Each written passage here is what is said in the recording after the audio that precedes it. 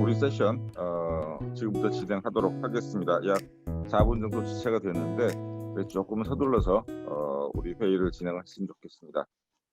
오늘 2개 페이퍼가 발표가 될 거고요. 2분의 토론자 선생님들께서 토론 말씀을 주실 예정입니다. 저희가 가진 시간이 총 80분 정도 되기 때문에 시간을 효율적으로 사용을 해서 발표자들께서는 20분 이내 발표, 토론자 선생님들께서는 10분 이내 토론, 그다음에 나머지 남는 시간 가지고 전체 토론을 진행하도록 하겠습니다. 제가 인사드리는 걸 깜빡 했는데요. 저는 오늘 이 세션에 사회를 맡게 된 한양대학교 정치외교학과 최진우 교수입니다. 여러분들 만나서 반갑고요. 오늘 페이퍼 쓰시고 토론 준비해 주시느라 수고 많으셨습니다. 그럼 바로 토론 발표를 진행을 하도록 하겠습니다. 발표 순서는 저한테 페이퍼를 보내주신 순서대로 하겠습니다. 이지연 박사님께서 먼저 보내주셨기 때문에 이지연 박사님 한 20분간 예. 부탁드립니다. 네. 공식적으로는 그 모 박사님이 먼저 위에 있어서 제가 너무 마음을 이렇게 놓고 있었습니다. 그래서 일단은 그럼 바로 제 발표 시작하도록 하겠습니다. 네. 일단은 저는 이번 발표에서 제가 평소에 고민해 왔었던 북한 이탈 주민 이제 정책들이 지금 어느 정도 실행되고 있는 상황에서 저희가 또 환대와 공생이라는 그 주제로 공부를 했던 그런 과정에서 제가 어떤 관용의 문제로서 볼 수 있지 않은가 그런 문제의식을 갖게 되었고, 그렇다면 이것이 한국 분단 상황에서 어떻게 드러나고 있는지를 좀 공부해 보고 싶었고, 그거를 구체화하는 첫 초고라고 할 수 있습니다. 그래서 오늘 처음에 이 학술 회의에 제출했던 제목하고는 좀 바뀌었는데요. 그 약간 방향도 조금 개념적인 걸 좀 더 엄밀하게 공부를 일단 하고 가야겠다 해서 일단은 제목은 북한 이탈 주민 통치 전략으로 했어요. 관용의 문제, 그리고 그것이 적대 관리와 우리 위계화된 시민성에 영향을 주고 있다는 게 제 관점입니다. 그래서 현재 탈냉전 분단 정치를 넘어서 어떻게 공생사회를 모색할 수 있을까를 지향하면서 이 논문, 이 페이퍼를 초고를 작성한 것을 발표하도록 하겠습니다. 현실적으로 가지게 된 문제의식 중에서 최근에 작년에 한 북한 이탈 주민 여성이 자신의 집에서 어린 아들과 아사로 추정되는 죽음을 맞이했고, 그것이 기사가 났을 때 남한 사회에서 큰 충격을 준 바 있었습니다. 그때의 그 반응들이 저는 되게 의미 있다고 생각했는데요. 당시 탈북민 단체들이 거리로 나와서 우리도 국민이다라는 큰 플랜카드를 들고 행진을 했었습니다. 그리고 사인을 밝히고 재발 방지를 하라고 국가를 향해서 촉구를 했었고, 그래서 이제 정부 기관들과 각종 관련 단체들은 이것이 사실은 기존에 우리가 가지고 있는 정책들이 무엇이 잘못됐는가를 점검하는 방식으로, 그리고 결국은 복지의 사각지대 문제 아니냐라는 방식으로 문제 해결에 가닥을 잡고 그것과 관련된 법안들이 나오고 있는 상황이었습니다. 근데 한편으로 남한 시민들은 저는 어떻게 북한에서도 죽지 않았던 사람들이 그렇게 가난한 상황에서도 굶어 죽지 않고 살아서 남한에 온 사람들이 남한에서 굶어 죽을 수가 있느냐라는 방식의 어떤 그 충격에 대한 얘기들은 많았지만, 실질적으로 남한 시민들이 이 문제를 우리의 문제로 생각했던 것인가, 결국 이건 국가의 복지의 문제인가 아니면 그들의 문제인가, 이런 식으로 담론화되는 것을 보면서 사실은 저는 온도 차이가 굉장히 많다라는 생각을 했었습니다. 그것을 보면서 지금 이루어지고 있는 정책들의 효과가 뭔가, 북한 이탈 주민과 관련된 통치의 속성이 무엇인가, 이 문제의식이 더 발전하게 됐던 것 같습니다. 지금 현재 북한 이탈 주민 정책이 90년대 후반부터 어느 정도 양적 성장을 했습니다. 그렇지만 국가와 북한 이탈 주민과 남한 주민들 상호 간의 사회적 합의가 이루어졌는가 생각해 보면 오히려 더 벌어지는 입장 차이들이 어떤 사건들마다 보여주고 있는 것이 아닌가. 이것은 정책이 발전될수록 오히려 어떤 관계가 동등해지기보다는 점점 분리되거나 갈등이 생기는 것은 아닌가. 이 문제의식을 가지고 저는 이 부분을 윤리로서가 아닌 통치로서의 관용의 효과, 타자성을 관리하는 국가 권력의 독특한 방식으로서 한번 분석해 볼 수 있지 않을까, 그리고 좀 성찰해 볼 수 있지 않을까라는 생각을 했습니다. 그래서 탈냉전 분단 국가에서 관용의 통치의 특징들, 그리고 그것이 여전히 분단 상황에 있는 국가가 어떻게 적대를 관리하고 있는지, 그것이 냉전 시기와 달리 어떻게 변형되었고 그 효과가 무엇인지를 먼저 짚어가면서 우리 사회 전체의 문제로서 한번 조망해 보겠다. 북한 이탈 주민을 대상화하고 그 정책의 효과를 보기보다는 이 정책을 통해서 우리 사회가 어떻게 구성되고 있는지를 볼 수 있는 좀 틀을 보겠다라고는 생각에 관용의 통치로서 한번 접근해 보았습니다. 근데 이 관용이라는 것의 정의를 좀 면밀하게 들여다봐야겠다라고 생각을 했고, 관용의 정의가 옥스포드 영어 사전에서는 세 가지로 나와 있습니다. 근데 그것의 공통적인 것은 관용이라는 것은 기본적으로 인내심, 관대함이라는 속성을 가진 태도와 덕목, 그렇지만 이 관용의 행위가 가능하기 위해서는 주체와 대상 사이의 사회적 관계가 전제가 되는데, 관용을 베푸는 행위에 있어서 결정할 수 있는 권위자의 자리가 결국 함축되어 있다라는 것이 관용의 특징이라고 할 수 있습니다. 리더로서는 그것이 겸손함이고 인내하는 것이지만 실질적으로는 겸손함과 우월함을 드러낸다라는 것이 이 개념의 속성이라고 할 수 있습니다. 그렇지만 이것이 윤리나 덕목으로서 많이 얘기가 되는 측면이 있었는데 이것을 통치로서 한번 볼 수 있을까? 통치의 속성, 정치적인 합리성, 통치의 속성으로 드러나는 것을 제기한 학자가 있었습니다. 그것은 특정한 역사적 맥락에서 형성되는 정치적 담론, 사회적 양식과 관계성을 구성하는 속성으로서 보고자 하는 것이고, 그것을 이야기한 사람이 사실은 웬디 브라운입니다.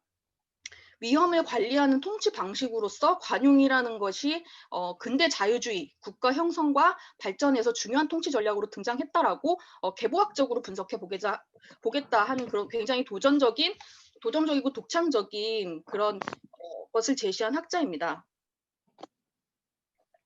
그래서 그녀는 자유주의 통치성을 구성하는 근대 국가가 형성되면서 형성된 어떤 통치의 속성으로서 관용을 제시한대요. 그래서 국가의 행위와 담론을 규정하는 하나의 프레임으로서 자유주의를, 그러니까 프랙티스 때 어떤 정당화하는 요소로서 보이는 관용의 특징을 잡아내고 그것을 분석적으로 보겠다라고 하였습니다. 그 내용에서 제가 보면서 의미 있다고 생각했던 것은 그녀가 관용의 통치의 속성을 근대 자유주의 서구 국가에서 특징을 크게 두 가지 결정적 국면에서 본 것을 지적했는데요. 첫째는 종교적 믿음과 양심의 자유를 보호하는 정치적 담론으로 등장했던 국면을 이야기합니다. 초기 근대 국가가 형성될 때 개인의 종교적 자유, 양심의 자유를 보호하는 그 어떤 제도의 형성 과정에서 그것이 정당성을 획득하고 정치 합리성을 획득하는 과정에서 관용이라는 속성이 하나의 통치 담론으로서 등장했다라는 것이 첫 번째. 그래서 존 로크라는 자유주의 사상가, 대표적인 자유주의 사상가의 그것들을 분석한 부분이 흥미롭고, 두 번째는 이제 제가 이것이 우리 사회에서도 한번 돌이켜볼 의미가 있겠구나라고 생각하게 됐던 관용의 통치를 우리 사회에서도 한번 볼 수 있는 부분이 있겠구나 생각했던 것이 두 번째입니다. 그래서 두 번째 국면은 80년대 중반 이후에 다문화주의가 서구 사회에서 이제 민주주의와 시민권의 문제, 문화적 갈등을 어떻게 조절하고 사회 통합을 위한 다문화주의 기획을 결합할 때 정치적 담론으로 등장했다고 이야기를 합니다. 그러면서 유럽에서는 뭐 제3세계 이민자나 유대인, 미국에서는 인종 문제, 동성애 증오 범죄 같은 것에 대해서 이제 관용의 통치가 등장했다라고 주장을 합니다. 그래서 이것은 실질적으로 차이를 어떻게 관리할 것인가, 위협을 어떻게 관리할 것인가, 위협받는 전체를 어떻게 보면 평화적으로 지속시키기 위한 독특한 방편으로 등장했다라고 관용의 통치의 속성을 분석해 내었습니다. 그래서 사실은 관용의 통치는 역사적으로 근대 역사에서 종교적인 관용의 문제에서 이제는 정체성에 적용되는 관용의 문제로 전면화되었다는 것이 핵심적인 그 관용의 통치에 대한 해석의 중요한 핵심 내용이라고 할 수 있었습니다. 그리고 여기는 타자와의 관계에서 이 위계성이 전제된 채로 정체성의 차이를 어떻게 포용적으로, 즉 우리가 말하는 포용적인 정책들이나 복지국가 담론들에서 사실 이러한 속성들이 내재돼 있다라는 것을 해석해내었습니다. 그래서 주인의 우월성, 그 관용에서 말하는 권위자의 위치라는 것은 오히려 관용의 속성을 가진 통치를 통해서 그 헤게모니나 그 위치성이 오히려 공과되는 효과까지도 있을 수 있다라고 해석을 할 수도 있겠습니다. 그리고 더 특징적인 것은 미국에서의 어떤 테러와의 전쟁, 그러니까 그런 다문화주의 기획이 현재 사회에서 우리가 위기를 보고 있는데, 사실 9.11 이후 테러와의 전쟁에서 이 관용이 결국 관용의 적이라는 대상이 부상하면서 어떤 방식으로는 관용의 통치가 역설적으로 또 강화된 오히려 관용의 적을 대상화할 수 있는 그런 방식으로 나아가고 있다라고 이야기하고 있습니다.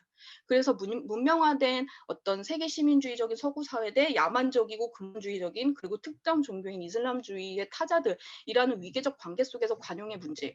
그럼 불구하고 우리는 그들을 어떤 방식으로 관용을 해야 하지만 어디까지는 관용의 한계가 있다라는 방식으로 차이의 관리를 넘어서 은밀하게 적대의 관리까지 포괄하는 장치들이 재배치되고 있다고 이야기를 하고 있습니다. 근데 이것은 국가마다 다양하게 등장할 수 있는데 한반도에서는 굉장히 중요한 의미를 갖는다고 저는 생각합니다. 왜냐하면은 탈냉전 이후에 분단 정치라는 것이 이제 냉전 시기와는 또 다른 국면을 맞이하고 있는 상황에서 북한이라는 존재가 체제 경쟁에서 가난하고 이제 열등하고 그리고 어떤 인권이 열악한 좀 야만적인 그런 방식으로 코드화될 때 이 북한에 대한 적대가 사라지진 않았지만 이 우월한 위치에 있는 남한에서 이들을 어떻게 해야 할 것인가, 그런 위협에 대한 체감과 인식이 달라졌을 때 그것을 어떻게 관리하고 있는가로 본다면 탈냉전 시기 남한의 분단 정치에서도 새로운 관용의 통치가 이전과 달리 등장했고, 그것이 가지고 있는 효과는 사실 기존의 적대 관리를 축소된 것이 아닌 변형된 전략들로 해석해낼 수 있지 않을까라는 것이 제가 이 관용의 통치를 공부하면서 이것을 어떻게 한국 사회에도 볼 수 있을까를 갖게 포커스를 맞추게 된 흐름입니다. 거기에서 그 관용의 통치가 가장 잘 드러나고 있는 부분이 저는 북한 이탈 주민에 대한 남한의 정책들, 탈냉전 시기에 그 이전의 귀순 용사들과 달리 이제 북한 이탈 주민이라고 범주화되면서 그들에 대해서 관용의 통치가 드러나고 있다라는 것을 제가 제기를 하고 그것을 구체적으로 어떤 측면에서 분석할 수 있을지를 3장과 4장에서 다루고 있습니다. 그래서 3장에서는 이 북한 이탈 주민이라는 존재가 이제 보호 대상으로 등장했다는 것에 초점을 맞췄습니다. 이전에는 국가 정체성을 수호하는 보훈과 어떤 반공과 애국, 안보의 의미였다면 이제 북한 이탈 주민이라는 존재가 이제 보호 대상자, 국가의 보호 대상자가 되었다라는 것이 어떤 의미를 갖는지, 그것과 관용의 통치가 굉장히 해석할 수 있는 중요한 지점이다라는 것을 좀 더 구체적으로 분석해 보고자 하였습니다. 그래서 북한 이탈 주민이라고 호명되는 존재들이 이제 보호의 대상으로 규정되면서 사실 그들이 호명되고 있고, 그것은 한 측면에서는 이제 복지정들이 발전되는 방식이 있고, 또 한편에서는 안보를 관리하는 체계에서 북한 이탈 주민들을 어떻게 시민이 되는 과정에서 이들을 어떻게 보호 대상자로 가 되는지를 프랙티스하는 측면을 좀 보고자 하였습니다.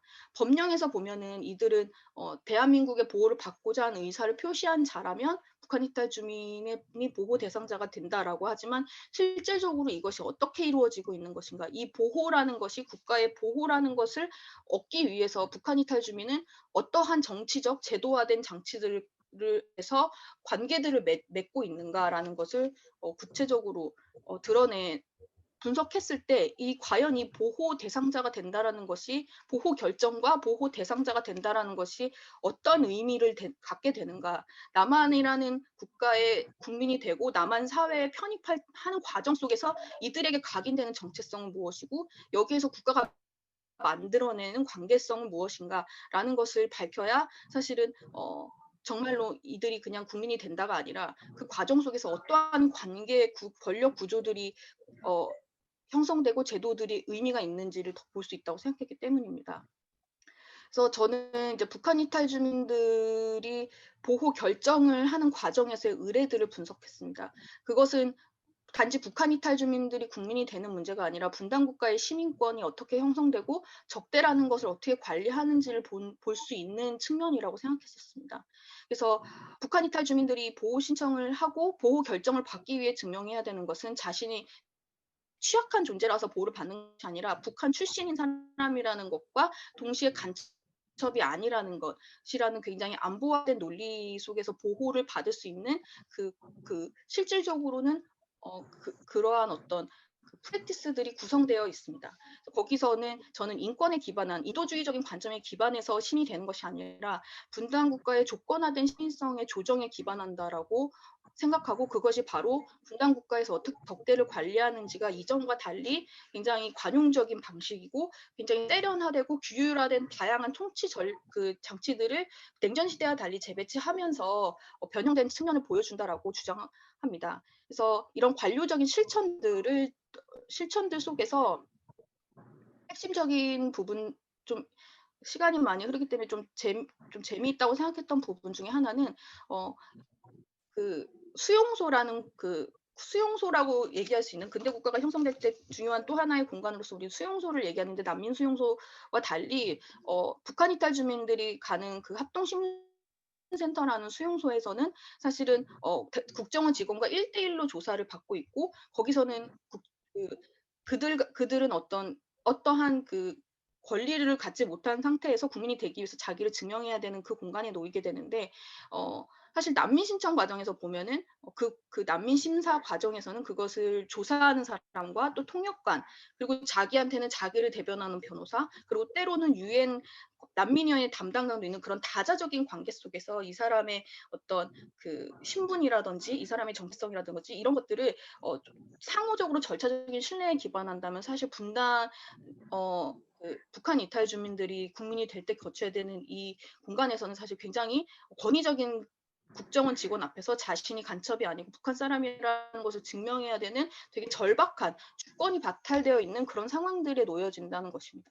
여기서 인권 침해 얘기가 많이 나오는데, 인권 침해가 되냐 안 되냐보다도 이 공간의 속성이 무엇인가, 사실은 국민이 되기 위해서 이 분단이라는 경계를 넘어올 때 국민이 되기 위해서 거쳐야 되는 이 의례들은 사실은 정부가 보호 담론을 강조하고 있지만 그 내부적인 타다성, 이 적대를 어떻게 규율할 것인가를 보여주는 하나의 방식이라고 할 수 있고, 이제 그러한 어떤 것들은 북한 이탈 주민들이 나중에 이제 지역사회에 왔을 때 보호 대상자로 결정돼서 왔을 때에도 여전히 보호 담당관이라는 그 제도들 속에서 보호받는 사람으로서 계속 위치 지어지는데, 그중에서 핵심적으로 보시는 부분이 신병보호 담당관이 그런 국정원에서 경험했던 각인되었던 어떤 자신의 위치성이 다시 일상적으로 프랙티스되는 그런 어떤 관계들을 구성하고 있고, 그것은 끊임없이 사회에서는 보호라는 이름으로 되어 있지만 그것이 보호라는 속성이 사실은 굉장히 이중적인 효과를 낸다라는 것입니다.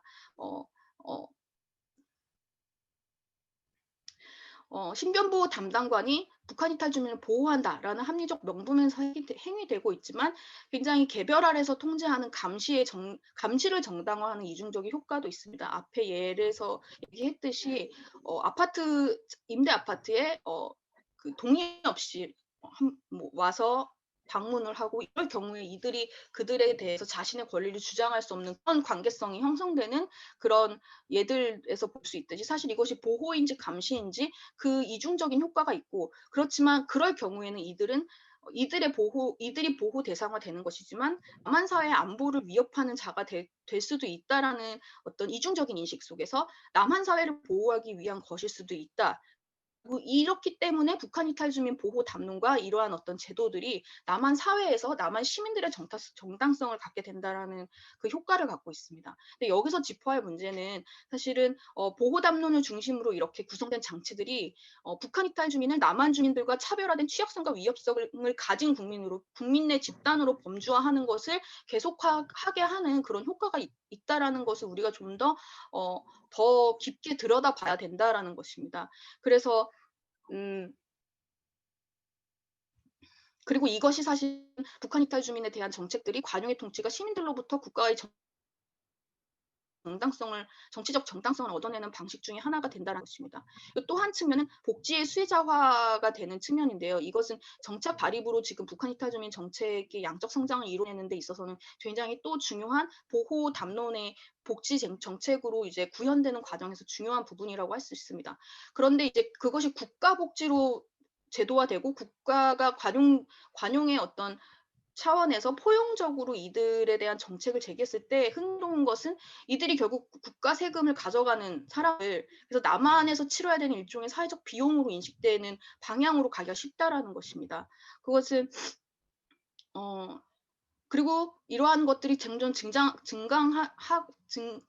증가하고 있을 때 한국인 10명 중에는 이들을 위해서 돈을 더 낼 수 없다라는 방식의 갈등이 오히려 유발되고 있는 사회적인 갈등은 오히려 유발될 수도 있다. 국가의 복지를 확대하면서 관용의 수준을 높여가고 있는데 북한 이탈 주민에 대한 관용의 수준이 더 낮아지는 이런 역설적 현상, 이런 디커플링을 우리가 어떻게 바라볼 수 있을 것인가? 왜 계속 이러한 현상이 점점 더 당면한 문제로 지금 등장하고 있는데 이것은 결국 이들이 의존자가 되는 상황. 근데 이것은 실질적으로 현실에서 검증된 불명예자라기보다는 남한 주민들과 분리되고 열등한 속성이 계속 그들에게는 가져질 수 있다라는 불명예자로 나눠되고 있다라는 것이 큰 갈등의 잠재적 요소가 제거되기 어려운 오히려 부분이 될 수 있습니다.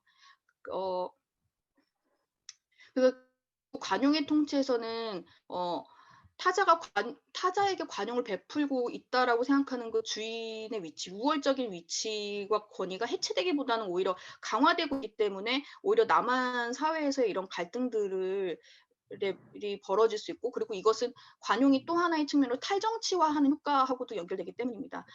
이들을 이런 어떤 불평등이나 이런 갈등들이 굉장히 개인화되는 방식, 이 이제 복지 정책에서는 오히려 더 드러나고 있고 국가 복지에 기반한 관용의 통치선은 결국 그 혜택을 받은 사람들이 어떻게 좋은 시민으로 될 수 있을 것인가를 굉장히 개별화하는 방식으로 통치를 하기 때문입니다. 복지의 수혜자들이 의존자라는 잠재적 불명예의 위치를 벗을 수 있는 방법은 각 개인들이 정착과 자립을 수행해서 좋은 시민의 기준에 부합하는 것입니다. 탈북민 개개인이 각자 좋은 시민이 되는 이 개인화된 방식이라는 것은 관용의 통치가 실현될 때 북한 이탈 주민들이 결국은 탈정치화되고 남한 주민들과 더욱 분리되는 효과를 갖는 것입니다. 그럴 때 사회에서는 어떻게 이 어떤 연대를 생각할 수 있을까? 실질적으로 형사나 하나센터 사회복지사나 상담사, 공무원들을 만나게 되는 사람들은 점점 많아지지만 이 지역사회에서 이 사회적 관계가 국가 서비스 제공자, 수혜자로 계속 환원되고 있고 지역사회에 동등하게 살아가는 남한 주민과 연대할 수 있는 관계로 전환되기는 어렵기 때문입니다. 때문에 국가 복지가 오히려 증가할수록 사회적으로 그 남한 주민과 북한 이탈 주민과의 연대의 고리가 점점 더 벌어지고 있다는 것이 관용의 통치가 사실 분단 정치의 새로운 방식으로 등장할 때 갖게 되는 문제라고 저는 지적할 수 있을 것 같고, 오히려 타자에 대한 부드러운 혹은 은밀한 방식으로 적대와 위협을 관리하면서 좋은 시민을 관리하는 조건화된 시민성을 관리하는 탈정치화 효과라는 측면을 제시하고 싶었습니다. 시간이 조금 지나서 죄송하고요. 마지막 간략하게 얘기합니다. 사실 관용이라는 것이 다문화 시대에 폭력을 예방하고 포괄적이고 보편적이고 포용적인 정책을 제시하는 데 굉장히 중요한 정치 합리성의 토대였지만 사실은 그것이 정치적 참여나 사회적 갈등에 있어서 그런 위계화된 관계 그리고 사회의 연대를 구성해내는 데는 오히려 더 한계를 가지고 있고, 최근 미국이나 유럽 국가들에서 등장하는 극우 세력들의 어떤 슬로건이나 그들을 지지하는 사람들의 모습을 봤을 때도 결국은 핵심 세력의 헤게모니가 위기가 올 때 오히려 관용의 통치가 그 한계와 더불어서 권위적 속성을 노골적으로 드러내는 상황을 보여주고 있습니다. 그래서 저는 지금 우리의 분단 정치를 좀 돌아볼 때 지금 우리는 그럼 어떤 국가가 어떤 사회를 만들고 있는 것인가를 좀 더 좀 큰 틀에서 조망해 볼 수 있는 것으로서 관용의 통치로서 분석을 했고, 남한 사회도 이제는 굉장히 노골적인 어떤 공적인 영역에서 현시되는 어떤 적대에 대한 그런 반공이라든지 그러한 어떤 규율들은 없지만 굉장히 자연스럽게 남한 시민들은 무감각해지고 무기력해지는 시민들이 점점 많아지는 것 같고, 국가는 점점 정책들을 더 포용적으로 만들어야 된다. 이런 방향성으로 나아가고 있는 것 같습니다. 근데 이런 상황에서의 어떤 남한 시민들은 오히려 혐오나 때로는 적대까지는 아니더라도 그 혐오의 방식으로 오히려 등장하고 우열의 문제로 계속 얘기가 되고 있는 게 문제 같고, 그것은 각 개인들의 문제라기보다는 지금 우리의 분단 통치 속성의 변화 속에서 발현되고 있는 남한의 위계화된 시민성이 구성되는 분단 정치의 결과라고 생각합니다. 그래서 이런 분단 정치의 대안으로 제시할 수 있는 것으로서 저는 그런 공생의 가치를 좀 더 발전시켜 봐야겠다라는 것이 제가 제기하는 방향성입니다. 그리고 그것은 공생의 개념은 어떤 통치의 문제보다는 우리가 공생 사회를 어떻게 만들어 갈 것인가로서 더 구체화될 수 있기 때문에 분단 정치나 그런 국가의 통치가 지속되고 있긴 하지만 그러한 타자성의 관리, 그런 위계적인 방식에 대해서 사회적으로는 어떻게 연대의 전략을 모색할 것인가. 공생의 개념은 다문화 시대가 열렸을 때 각 지역과 공간에서 타자와의 대면, 상호작용과 역동적 과정에 대해서 주목하고 어떠한 타자성에 대한 고려와 성찰 혹은 공존의 문제를 제기하기 때문에 좀 대안적인 그 사회적 가치로서 발전시킬 수 있다라고 생각하고, 이거에 대해서는 앞으로 제가 좀 더 구체적으로 구체화할 수 있도록 공부해 볼 예정이고, 지금은 이렇게 조금 더 구도를 좀 만들어서 제시해 보고자 결론을 지었습니다. 그래서 제 발표는 여기까지 마치도록 하겠습니다. 예, 감사합니다. 수고하셨습니다. 이주연 박사님. 관용의 문제를 가지고 한국 사회가 탈북민을 대하는 모습을 이제 해석해 주셨고, 앞으로 공생사회로 우리가 이행하는 것을 지향해야 하지 않는가, 좀 더 구체적인 이야기는 후일의 작업으로 남겨두셨습니다. 예, 그러면은 다음 발표자 모춘웅 박사님께서 접촉질의 인정투쟁 그리고 환대의 가능성이라는 제목의 논문을 발표해 주시겠습니다. 20분 이내로 끝내주시면 대단히 감사하겠습니다.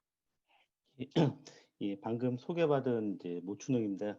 아마 사실 이 페이퍼는 제가 발표를 하지만 지금 현재 인천대학교 윤리교육과에 있는 그 이상원 교수랑 같이 이제 작업을 한 페이퍼인데요.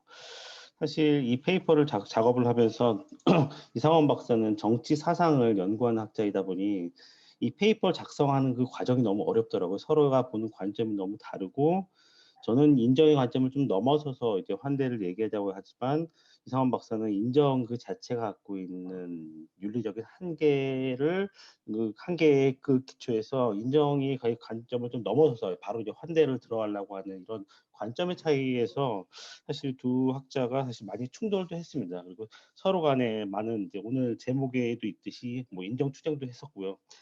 사실 이 페이퍼는 이제 선생님들께서 보시면 아시다시피 이론적인 내용이 거의 페이퍼의 한 70%, 80%의 내용을 담고 있는데요. 이제 서두가 길었는데요. 이제 페이퍼의 내용을 좀 말씀드리겠습니다. 사실 이제 국내에서도 이제 접촉지대라는 개념을 가지고 남북한 주민들의 어떤 상호 관계를 분석한 연구들도 꽤 많이 나오고 있고, 대표적으로 이제 북한 대학원 대학교에서 이런 연구를 많이 하고 있습니다. 이제 많이 알려졌듯이 접촉지대는 이제 비대시청 힘 혹은 권력 관계 속에서 서로 다른 문화가 만나고 충돌하는 상충하는 의미합니다. 물론 이제 비대시청 권력 관계 속에서 이제 문화적 약자는 이제 뭐 수동적으로 지배 문화에 동화만 되는 것이 아니라 적극적으로 지배 문화에 적응해 나가고 있죠.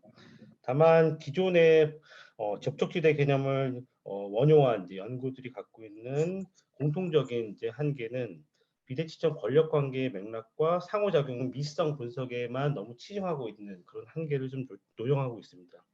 근데 사실 이제 이 접촉지대 개념을 이론화한 이제 플랫의 어떤 논의를 좀 보다 면밀하게 들여다보면 이 개념의 핵심은 이 비대칭적 사각 속에서 이제 문화적 약자가 지배 문화에 단순히 동화되는 것이 아니라 그것을 자신만의 문화적 스타일로 취사 선택하기도 하고, 그러면서 자신의 정체성을 혼종적으로 구성해 나간다. 그런 것이 원래 접촉지대 개념의 어떻게 보면 이제 핵심이라고 볼 수 있습니다. 저는 이러한 이제 프렛의 논의에 어떤 초점을 맞추어서 접촉지대에서 탈북민이 남한 주민과의 상호작용을 통해 맺게 되는 역동적인 정체성의 어떤 형성 과정, 이거를 인정투쟁과 환대라는 개념을 가지고 분석하려고 합니다.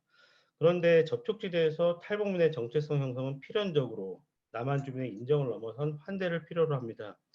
접촉지대에서 탈북민이 인간적 권리, 존엄 등 보편적 가치를 인정받고자 하는 욕망은 지금까지 많은 학자들이 이야기했던 인정투쟁의 과정으로 설명할 수 있지만, 그러나 접촉지대 속 탈북민의 인정투쟁에는 접촉지대의 공간적 효과, 앞서 말씀드린 것처럼 비대칭적 권력관계가 작용하고 있다는 점에서 기존의 탈북민을 포함한 이제 사회적 약자를 대했던 인정의 동질적 범주를 좀 초월하는 새로운 사회 방식이 필요하고, 그것이 바로 환대라는 이제 어떤 그 새로운 이제 관점이라고 볼 수 있습니다. 이는 뒤에 더 자세하게 말씀드리겠지만, 탈북민은 이제 사회 문화적 존재인 동시에 경제적인 어떤 존재라는 점에서 단순히 인정을 넘어선 분배를 요구하는 존재이기 때문에, 이들이 이 사회에서 적응하는 이제 문제를 보다 면밀하게 들여다보기 위해서는 이들이 갖고 있는 경제 존재성의 문제, 우리 분배를 요구하는 이들에 대해서 인정을 넘어서 우리가 환대의 자세가 필요하다. 이런 관점에 기초해서 이제 페이퍼의 내용을 이제 준비를 했습니다. 두 번째 장인데요. 이제 접촉지대와 탈북민의 인정 투쟁의 내용입니다. 앞서도 말씀드린 것처럼 접촉지대는 비대칭적 힘의 관계성 속에서 서로 다른 문화들이 만나고 충돌하는 사회적인 공간을 의미합니다. 그리고 이제 북한대학원 대학교의 연구팀 같은 경우도 이런 이제 접촉지대 개념을 원용해서 남북한 주민들 간의 어떤 상호작용, 충돌의 과정, 그 과정에서 나타나는 권력관계의 비대칭성의 맥락과 심리적인 양상에 주목했습니다. 특히 이제 근데 앞서 말씀드린 것처럼 이제 접촉지대 개념을 중점적으로 다루고 있는 프렛의 논의를 면밀히 들여다보면, 프렛은 17세기 스페인의 식민 지배 속에서 구아만 포바라는 페루 지역 원주민이 작성한 첫 번째 새로운 일대기와 좋은 정보라는 서신의 텍스트에서 이 접촉지대 개념을 좀 다소 모호하게 좀 그려내고 있는데요. 이 개념을 다 설명드릴 수는 없지만, 이 프렛의 시각에서 이 포마의 새로운 일대기라는 텍스트가 중요한 것은 이 작자가 지배자의 주도적인 문화에 동화되거나 매몰되지 않고 나름의 독자적 시각을 유지하고 있다는 점입니다. 우리가 사회적 약자가 단순히 동화되고 있다고 섣불리 규정할 수 있지만, 그 속에선 잘 드러나지 않지만 그 작자가 동화되는 과정 속에서도 자신의 어떤 문화적인 혼종의 어떤 이 과정이 존재한다는 거죠. 포마는 유럽적 대도시의 문화 표상을 단순히 모방하지 않으면서 유럽적 자아가 아닌 주변화된 타자로서 스스로의 문화 변형을 재생산해 나가고 있다는 거죠. 그 프렛에 따르면 주변화된 집단이 자신만의 역사적인 정체성을 유지하면서 지배적 대도시의 문화권의 요소를 취사 선택하고 재현하는 과정, 문화 변형을 자신 스스로 직접적으로 체현해 나가고 있다는 것입니다. 지배적 문화의 영향하에서 이질적 집단이 스스로의 타자성을 유지하면서 나름의 정체성을 형성해 나가는 문화 변형의 현상은, 그렇기 때문에 접촉지대 개념에 있어서 핵심적인 어떤 위치를 차지한다고 볼 수 있습니다. 이 접촉지대의 아이디어는 기존 언어 및 공동체 이론이 담고 있는 유토피아적 속성에 대한 비판적 인식에 기원을 하고 있습니다. 프렛에 따르면 주류 학문적 시각은 언어를 통해서 공동체의 삶 속에서 동질적 공유되는 어떤 일관된 소통과 문법 체계로 규정될 수 있는데요. 그러나 접촉지대 속에서의 문화 변형의 상황은 서로 차별화된 문화적 배경을 지닌 존재들이 타자를 상대로 권위를 행사할 수도 있고, 복종 비판, 혹 그에 대해서 저항의 어떤 비대칭적인 어떤 양상을 만들어 나가는 과정이라고 볼 수 있습니다. 그런 차원에서 보면 문화 변형, 문화 수용에 대한 진정한 이해는 어떤 통합된 사회 세계의 기준, 범주를 상정하지 않습니다. 타자와의 실질적인 조우는 접촉지대의 현실 속에서 다양한 문화적 존재자들이 어떻게 서로를 차별하고 자신만의 방식으로 시민성을 구현하는지, 그런 부분의 그런 부분의 문제의식을 갖고 있다고 볼 수 있습니다. 이 접촉지대 속에서는 모든 아이디어와 정체성들이 질문에 붙여질 수 있고 토론될 수 있으며, 이질적인 방식들 간의 소통과 접목이 끊임없이 일어난다고 볼 수 있습니다. 프레색에 있어서 이런 접촉지대의 경험은 이제 대면을 통해 타자에 대한 몰 이해와 무지해를 깨닫는 과정입니다. 타자를 만나면서 다소 불편할 수 있지만 타자를 통해서 나의 어떤 무지를 깨달을 수 있다는 거죠. 그리고 그 과정에서 자아가 내재한 타자에 대한 깊숙한 적대감, 두려움을 직면한다는 겁니다. 사실 이제 북한이라는 이질적인 체제와 병존하고 있는 이 분단 체제에서 탈북민은 다소 불편할 수 있지만 새로운 시민으로서 우리의 무지를 깨닫게 해줄 수 있는 어떻게 보면 다소 어떻게 보면 우월한 존재라고도 우리가 이해할 수 있습니다. 남한 사회라는 접촉지대 속에서 이질적 삶의 역사를 지니고 들어온 탈북민은 어, 이론적으로 보면 앞서 말씀드린 것처럼 우리 사회의 문화에 단순히 동화되지 않을 것이며 지속적 타자화와 정체성의 변화 과정에 처해 있는 상황입니다. 지속적으로 이들이 우리 체제의 논리에서 이탈하는 것이 너무나 당연하다는 거죠. 이때 우리는 탈북민의 타자성을 부정적으로 인식하거나 특정한 범주절로 규정하기보다 그들이 접촉시대 속에서 타자로서 겪는 이질성, 이 혼종적인 경험을 자연스럽게 받아들일 필요가 있습니다. 그러나 이제 실질적으로 접촉시대 속 탈북민의 처한 현실은 이제 녹록지 않습니다. 사실 이제 앞서도 말씀드린 것처럼 우리 사회에 들어온 탈북민은 정착을 위해서 남한의 지배 문화를 독특하게 취사 선택해서 자신들의 어떤 정체성을 형성해 나가고 있습니다. 그 과정에서 서로의 어떤 차이를 인정하고 존중하는 관계 동학도 만들어질 수도 있지만 그 과정에서는 불필요한 오해, 가치 판단의 충돌이 항상 존재합니다. 그렇다면 남한 사회 내의 접촉지대에서 벌어지는 남북한 출신 주민들 간의 다양한 상호관계 동학에는 어떤 특징이 지어지고 있는지를 살펴볼 필요가 있는데요.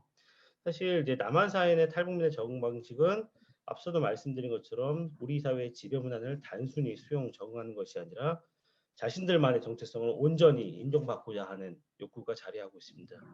이에 우리 사회 내의 탈북민의 인정투쟁은 동등한 시민으로의 일원으로 인정받고자 하는 욕망, 즉 자기 보존을 위한 투쟁인 인정투쟁이라고 이해할 수 있습니다. 그러면 여기서 좀 더 거시적으로 탈북민을 포함한 소수자들이 왜 인정투쟁에 나서는지를 이제 우리가 물음을 던질 수 있는데요. 이에 대해서 이 호넷은 이제 모든 정치 사회적 투쟁의 동기는 사회 무시적인 어떤 무시에서 비롯하고 투쟁의 목표는 이제 타인으로부터의 인정에서부터 회복될 수 있다고 얘기합니다. 인정 투쟁은 그렇듯이 훼손된 상호 인정 관계의 회복을 목적으로 하며 한 사회 측면에서 타자에 대해서 그 사회가 얼마나 이 사회 문화적으로 인정의 토대를 갖추고 있는지를 생각해 볼 수 있는 계기를 제공합니다.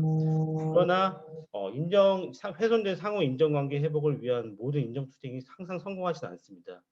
인정투쟁을 하는 사람의 인정투쟁이 성공하기 위해서는 타인의 공감이 필요하고 특히 인정투쟁이 성공하기 위해서는 이 투쟁의 당사자들이 처한 주객관적인 어떤 외부 조건들이 중요합니다.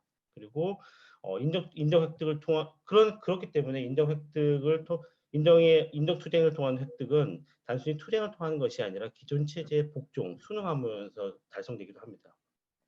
그러나 인정 투쟁을 통한 인정 획득은 또 다른 행위, 사유의 방식을 요구하는데요. 앞서도 말씀드린 것처럼 한 사회 내의 타자는 인정을 요구하는 존재인 동시에 분배를 요구하는 존재이기도 합니다. 그렇기 때문에 타자를 인정하는 문제는 단순히 도덕적, 윤리적인 어떤 문제인 동시에 경제적 실존성을 항상 염두에 두면서 개념할 수밖에 없는 상황이라고 볼 수 있습니다. 3장입니다. 경제적 존재로서의 탈북민의 얘기입니다. 탈북민의 존재를 이해하기 위해서는 이들이 남한 사회라는 접촉 시대에서 겪고 있는 문화 변형, 타자 경험에 대한 실존적 접근이 필요합니다. 특히 이들이 계속적으로 자신들이 갖고 있는 정체성을 유지하면서 이 사회에서 적응하려고 하는 어떤 양상들이 존재한다는 거죠. 이와 관련해서 인정투쟁의 관점은 탈북민들이 우리 사회의 독립적 구성원으로 적응하고 살아가는 데 대해서 단순히 경제적 지원만으로는 부족하고 인정을 받고자 하는 이 도덕적 측면의 어떤 필연성을 항상 제기합니다. 그럼에도 불구하고 더 중요한 차원은 인정투쟁의 도덕적 담론은 경제적 실존성에 대한 논의를 결여한 지극히 윤리적인 담론이라는 비판에 항상 노출되어 있습니다. 이게 접촉시대 속 인정투쟁의 이론의 한계를 극복하기 위해서는 타자의 존재와 경제적 실존의 존재에 대한 다른 어떤 사유의 방식을 요구하고 그런 차원에서 보면 이제 타자를 바라보는 어떤 문제, 즉 윤리적인 차원의 문제, 환대의 문제와 항상 밀접하게 맞물려 있습니다. 이에 대해서 레비나스가 보여주는 타자성에 대한 어떤 철학의 개념과 레비나스가 이 타자를 환대하는 데 있어서 항상 중심적으로 고려하는 경제적인 존재성, 이거를 함께 염두에 둘 필요가 있다는 거죠. 그에 따르면 사회적 본성에 대한 분석은 인간 존재의 개별적 욕구에 추구하는 현실의 모습에서 출발하고, 특히 레비나스에게 인간의 분리성과 내재성은 일상성 속에서 자신만의 영역을 확고하고자 하는 이기성, 즉 경제적 존재 방식의 모습으로 표출됩니다. 다만 그는 개별적 자아가 세상 속에서 존재하기 위해서는 처음부터 타자에 의존할 수밖에 없다고 얘기하고 있습니다. 즉 인간의 삶은 필연적으로 타자와의 관계 속에서 경제적 필연성이 노출되어 있다는 거죠. 그에게 있어서 삶의 경제성은 단지 개인적 욕구와 이해를 충족시키는 과정이 아니라 일상 속에서 타자가 필요로 하고 마주하는 다양한 이득적 존재자들과의 실전적 관계, 경제적인 어떤 실존을 마주하는 그 관계로 이해할 수 있다는 겁니다. 레비나스의 사유에서 인간은 분리된 육체를 지니고 존재의 독립성과 내면적 의식을 형성하지만 동시에 이 한정된 영역의 외부의 타자를 끊임없이 직면할 수밖에 없는 존재입니다. 즉 타자와의 연계와 소통을 추구하고 그 과정에서 항상 경제적인 어떤 존재성이 존재한다는 겁니다. 이렇듯 삶의 경제적 양상은 이러한 개별적 존재인 타자를 향한 운동성의 가장 원초적인 표현의 방식이라 할 수 있습니다. 특히 그에게 있어서 노동과 소유로 대표되는 경제적 존재 양식은 단순히 물질적 이해 추구 활동이 아니라 경제 활동은 제한된 육체와 감각을 지닌 자아가 타자성의 무한한 흐름과 접촉하는 존재의 근원적인 양상이라고 할 수 있습니다. 즉 다양한 차원의 타자와 직면하는 일터에서의 경제적 경험과 인간관계 속에서 스스로의 존재를 인정받고자 하는, 즉 그 과정에서 삶의 환희와 고통을 느낄 수 있다는 거죠. 단순히 일터에서 일을 하는 것이 그들의 어떤 생계를 해결하는 것으로 규정할 수 없고 이들이 그 관계에서 삶의 환희를 느낄 수 있다는 겁니다. 이러한 맥락에서 보면 레비나스는 경제의 존재성이 자기 이해 속에서 고립되는 것이 아니라 타자에 대한 받아들임이라고 이야기하고, 그런 차원에서 보면 자아는 일터에서 노동을 하고 소유를 통해서 일과 이후의 삶을 즐기며 행복을 지향합니다. 그런 차원에서 보면 일과 시간과 일과 이후의 시간은 시간적으로는 분리되어 있지만 공간적으로 항상 연결되어 있고, 그런 차원에서 보면 이게 분리된 것이 항상 결합되어 있다고 우리가 이해할 수 있습니다. 이에 타자에 대한 열림은 자아의 영역 외부에서 생을 구성하는 다양한 삶의 구성 요소들에 대한 맞아들임과 함께 다른 문화적 존재자들에 대한 환대의 자세로 우리가 표현할 수 있습니다. 그의 어떤 관점에 따르면 행복한 삶의 가능성은 곧 일터에서 다양한 존재자들이 타자로서 서로 소통할 수 있는 현실적 조건과 맥락에 대한 질문이라고 이해할 수 있습니다. 즉 타자와의 실전적 관계의 양상으로 이해할 수 있습니다. 이러한 문제의식에서 경제 존재로서 남한 사회의 일터에서 일과 시간과 이후의 시간에 탈북민이 맞닥뜨리는 일상적 현실과 타자적 관계성을 보다 면밀하게 들여다보고 그 과정에서 문화적 변형을 겪고 있는 북한적 자아의 입장, 다소 불편할 수 있지만 항상 인정과 분배를 항상 동시에 요구하는 이들의 어떤 필연성을 우리가 함께 볼 필요가 있습니다. 그런 차원에서 이제 사장에서는 일터에서 이 탈북민의 어떤 일상적 삶과 환대 가능성에 대한 간략한 인터뷰 내용을 말씀드리려고 하는데요. 앞서도 말씀드린 것처럼 일터라는 접촉지대는 이들에게 있어서 노동의 가치를 최화시켜주는 공간인 동시에 남한 사회의 일반화된 타자와 사적인 관계를 통해서 욕망, 즐거움을 충족시킬 수 있는 공간이기도 합니다. 실제 많은 이제 탈북민들은 북한에서 왔다는 이유만으로 이제 차별과 무시를 당한 경험이 많이 있다고 이야기해 오고 있습니다. 그럼에도 불구하고 최근에는 그 정도가 많이 줄어들었습니다. 실질적으로 실태조사 수치를 보면 분명히 이들을 대하는 우리 사회의 태도가 과거에 비해서 긍정적으로 많이 변해 왔습니다. 또 실제 탈북민의 초기 정착을 지원해주는 하나센터 관계자들의 이야기를 들어봐도 이들에 대한 이제 차별이 확연히 많이 줄었다고 이야기하고 있고, 실제 이제 탈북민들도 과거에 비해서 자신들에 대한 이제 노골적인 차별, 배제 이런 것들은 많이 사라졌다고 이야기하고 있습니다. 그런 차원에서 보면 이제는 일터라는 공간에서 탈북민이 여전히 좀 한계는 있지만 노동으로 대표되는 경제적 존재로서 나름 자리매김해 나가고 있다고 이해할 수 있습니다. 무엇보다 이들이 함께 일하는 남한 출신 동료들로부터 자신의 존재를 인정받기 위해서 노력해온 노동의 가치가 인정받고 있다고 이해할 수 있다는 거죠. 그러나 이제 실제 이들에게 주어진 우리 사회의 일자리는 매우 제한적이며 불안정합니다. 이런 상황에서 일부 탈북민은 자신들이 어렵게 지낸다는 것을 과장하는 등 남한 사회에 정착하는 과정에서 특권적 대우를 요구하기도 하죠. 말하자면 남한 사회 경제적 삶의 불확실성에 직면해서 일부 탈북민들은 왜곡된 인정 욕구를 갖게 되고 그런 자원에서 인정 투쟁을 벌이기도 합니다. 사실 이제 탈북민이 일터에서 느끼는 차별, 무시당한 경험은 남한적 자아의 관점으로는 이해하기 어려운 지점이 매우 많습니다. 탈북민이 일터에서 만나고 소통하는 남한 주민들 간에도 친밀감이라는 정도가 각기 다르지만 이들은 남한 주민들이 자신을 대하는 덜 친밀감을 북한 출신이라는 한 가지 요인으로 치환해서 인식하는 경향성이 매우 큽니다. 한편 이제 일터라는 이제 접촉지대가 갖고 있는 공간적인 특성에 주목해 보면 일과 시간에서의 일과 이후 시간으로 바뀌면서 이들 간의 만남과 소통에 있어서 전혀 다른 양상이 존재합니다. 일터라는 접촉지대에서 탈북민들은 때에 따라서 일과 시간 이후에도 남한 주민들과의 만남과 소통을 원하지만 현실은 그렇게 녹록하지 않죠. 일과 이후에도 남한 출신 동료들과 지속적인 관계를 유지하기를 원하는 탈북민들의 인정 욕구, 즉 인정 투쟁의 성공의 가능성은 극히 낮습니다. 남한적 자아에게 있어서 일과 이후의 시간은 지극히 개인적인 사적 시간이지만 이러한 것이 처음 남한에 들어온 탈북민에게 낯설입니다. 이 12페이지의 그 페이퍼의 탈북민 A의 말에는 남한이라는 일터라는 접촉지대가 갖고 있는 시간성을 이해하지 못하는 북한적 자아 입장이 담겨 있고 특히 일과 이후에도 소통, 교류하고자 하는 이들의 인정 욕구와 좌절의 가능성이 담겨 있습니다. 그러나 이제 일과 이후의 만남과 교류를 남한적 자아의 기준으로 앞서 말씀드린 것처럼 이해하기 어려운 타자성이 존재하고 그렇기 때문에 경제적 존재자로서 남한적 자아에게 이질적 존재자들과의 관계 맺음은 일과 시간으로 한정되는 경향이 매우 큽니다. 그러나 일터라는 접촉지대에서 탈북민은 경제적 경험, 즉 일과 시간의 노동으로 대표되는 경제적 활동만으로 자신의 인정 욕구를 충족하지 못합니다. 이들에게 행복한 삶은 남한 출신 동료와의 소통과 교류, 일과 시간 이후에로도 이어진다는 거죠. 또한 자신들이 돈을 내서라도 집단적 정체성, 즉 일터에서 맺은 인간관계를 유지하고자 하는 탈북민에게는 남한 주민의 때에 따라 과잉 친절 배려가 어떻게 보면 이제 무시받는 경험으로 이어지기도 합니다. 이렇게 일과 시간에 남한 주민들로부터 배척된다고 느끼는 탈북민은 외로움, 이 어떤 냉대에 직면하게 되고 그 과정에서 타자성의 냉혹한 현실에 직면합니다. 또한 일터라는 접촉지대에서 탈북민에게 있어서 일과 이후에 배척당하는 느낌은 일과 시간의 문제로도 이어진다는 거죠. 탈북민에게 있어서 일터에서 일과 이후에 단절되는 인간관계는 자신들이 한 직장의 공동체 일원으로 인정받고자 하는 투쟁이 성공하지 못한 것으로 그들은 이해합니다. 특히 이러한 북한적 자아 인정 욕구는 남한적 자아의 기준은 쉽게 이해하기 어렵습니다.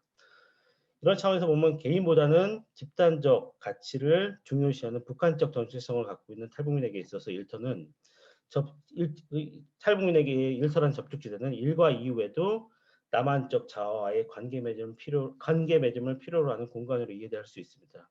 그러나 앞서도 말씀드린 것처럼 실제 일과 이후의 시간에 서로 남북한 출신 주민들 간의 어떤 관계 맺음은 서로 좀 어렵죠. 이렇듯 남북한 출신들 주민들 간의 서로 간의 이 상충의 문제는 동일한 공간성 속에서 이제 상이한 시간성이 함께 교체하는 접촉지대의 미학이라 볼 수 있습니다. 그렇기 때문에 남한 사회의 일상적 환대 실천 가능성이 서로가 바라보는 어떤 인식의 차이 때문에 환대 실천 가능성이 높지 않다는 거죠. 그리고 우리는 이해하기 좀 어렵지만 일터란 접촉지대는 고도의 비대칭적인 힘의 관계가 숨어 있습니다. 결론을 좀 말씀드리겠습니다. 탈북민이 현재 남한 사회에 적응하는 과정에서 처한 어려움은 단순히 물질적 생존의 문제로 치환하기 어렵습니다. 그 이면에는 자신들의 문화적 이질성을 수용하지 못하는 우리 사회의 자아중심적인 어떤 편견의 시선들이 좀 자리하고 있습니다. 탈북민들은 일터와 일과 이후의 일상 속에서 남한 주민이라는 또 다른 타자와 형식적 접촉을 넘어서 실질적인 어떤 접촉을 하고자 합니다. 이에 따라서 이제 접촉지대 속에서 계속적으로 일과 시간과 일과 이후의 어떤 시간의 어떤 단절을 넘어선 관계 맺음을 하고자 한다는 거죠. 그런 차원에서 다소 좀 이제 우리가 탈북민을 이해할 때는 기존과 같이 뭐 인정이라는 규범적 동질성을 상정하는 것이 아니라 항상 이들이 갖고 있는 우리와 다른 어떤 정체성을 마주하고 그렇기 때문에 환대의 필요성을 강조할 수밖에 없습니다. 즉 탈북민들을 동등한 사회의 일원으로 인정하기 위해서는 보다 근원적으로 이들이 지닌 이질적인 문화 의식과 타자성을 환대하는 태도가 우선돼야 합니다. 결론적으로 탈북민을 동등한 시민으로 인정하는 것은 우선 그들만의 주체적인 문화 변형의 가능성, 즉 자신들의 집단적 정체성을 유지하면서 남한 사회에 쉽게 동질화되지 않는 타자성의 현실을 인정할 필요가 있습니다. 즉 그들의 이질성을 환대하는 태도가 필요하다는 거죠. 이는 타자성의 인식은 단순한 다름의 인정과 형식적 공존의 추구 이전에 타자에 대한 환대가 필요합니다. 이러한 환대의 노력은 고정적 편견 없이 남북의 주민이 서로 마주하고 소통하는 공생사회의 구축을 위한 기초로서 자리할 수 있다고 생각합니다. 이상입니다. 예, 뭐 준홍 박사님 수고하셨습니다. 접촉지대라는 개념을 활용해가지고 탈북민들이 일터에서 그리고 일터에서의 근무 시간 이후의 시간, 일터라는 공간 속에서 만난 사람들과 근무 시간 그리고 근무 시간 이후에 어떤 관계를 형성해 나가고 있는지, 어떤 말하자면 아쉬움을 가지고 있는지, 그리고 궁극적으로 접촉지대라고 하는 공간에서 스스로 적극적인 문화적 변형을 통해 가지고 새로운 정체성을 만들어가고 있는 탈북민들과 이 남한 사회가 공존하기 위해서는 어떤 자세가 우리 남한 사회에 필요한 건지를 이야기해 주시는 걸로 이해를 했습니다. 제 이해가 잘못됐을 수도 있고요. 그럼 지금부터 토론자 선생님들의 말씀을 듣도록 할 텐데, 박영자 선생님 말씀 들리나요? 제 목소리 들리나요? 예, 네. 이제 들립니다. 예, 네. 반갑습니다. 예, 네. 예. 예. 네, 일단 우리 이지연 박사님 요즘에 그 연구 되게 활발하게 하는 거 여러 군데에서 봤는데요. 이 글을 읽고 좀 총론적으로 일단은 뒷부분으로 갈수록 재밌었어요. 근데 이게 일단 전체 총론을 먼저 좀 이렇게 토론을 해보면은 일단 제목 자체가 북한 이탈 주민 통치 전략에서 간용이 아니라 간용에 대한 비판이잖아요. 근데 지금 이게 이 제목이 간용으로 돼 있으면서 이게 헷갈리게 되는 이 네네. 독자가. 그래서 이 제목 자체를 북한 이탈 주민 통치 전략으로서 간용에 대한 비판적 속어 또는 뭐 북한 이탈 주민에 대한 간용의 통치 비판, 뭐 간용의 통치 비판 뭐 이런 식으로 바꿔야 될 것 같고 지금 이 부제는 필요 없을 것 같아요. 왜냐하면 이 적대의 관리와 위기에 대한 시민성 이런 이 개념어들을 아예 하나만 딱 있으면 확 눈에 띄는데 이게 지금 앞에 있고 또 여기 있고 밑에 또 있고 이러니까 오히려 좀 이 논문의 주제의식이 뭐 산만하게 흩어져 있는 느낌? 이런 느낌이 좀 듭니다. 그래서 점점 이렇게 제목은 좀 간결하고 명료하게 그 전체 내용이 요즘에 글을 쓰는 것도 다 좀 그럴 필요가 있을 것 같아요. 그래서 그런 이게 비판이라는 걸 명확히 하는 제목이 필요하고 그다음에 이제 여기 전체적으로 보면 문제의식이 아주 좋고 여러 가지 이제 이 새로운 분석 시도를 하려고 하는 것들이 막 흩어져 있어요. 뭐 여러 이제 분석들이 흩어져 있는데 이걸 좀 이렇게 좀 뭔가 되게 산만하게 분석이 됐다라는 느낌을 왜 받을까라고 제가 이걸 처음에 한 번 읽고 오늘 아침에 또 한 번 읽고 아까 발표까지 들었는데 이게 일단 왜 그런 느낌이 드냐면 보통 그럴 때는 이 개념어들 있잖아요. 우리가 쓰는 특히 이론이나 그 외국의 시각을 가져올 때 이걸 번역하는 데에서 혼란들이 있어요. 그래서 이렇게 이 번역이 매끄럽게 안 되거나 한국에서 통상 보통 뭐 대학교 이상의 교육을 받은 사람들의 수준. 그래서 이게 쉽게 이렇게 읽혀지지 않으면 뭔가 되게 혼돈스럽거든요. 그래서 보통 저희 이렇게 연구자들도 그렇고 점점 그 나이가 들면서 고민되는 것들이 좀 더 쉽게 쓰는 연습을 많이 하는 거거든요. 예, 그래서 그게 가장 쉽게 쓰는 것의 가장 첫 번째가 이 번역 툴을 좀 자기 것화하는 과정들이에요. 그래서 이 단어 하나하나를 좀 자기 단어로 하는 과정들이 되게 필요할 것 같다라는 좀 생각이 들어요. 그래서 이 장이 너무 무거워요. 근데 그 무거운 게 뭐 이론이나 개념들이 나빠서 그런 게 아니라 너무 이게 막 그 번역체 자체가 좀 되게 좀 그 뭐랄까 불명확하게 되면서 좀 혼돈된 느낌 이런 것들이 좀 있고 뒤쪽에 갈수록 이제 흥미진진한 이런 논문의 내용입니다. 그래서 이런 거에 기초해서 하나씩 좀 제가 읽으면서 하나씩 들었던 것들을 좀 이렇게 이걸 수정하는 방향에서 좋게 얘기를 드리면은 좀 이걸 제가 끼고 할게요. 좀 더 이게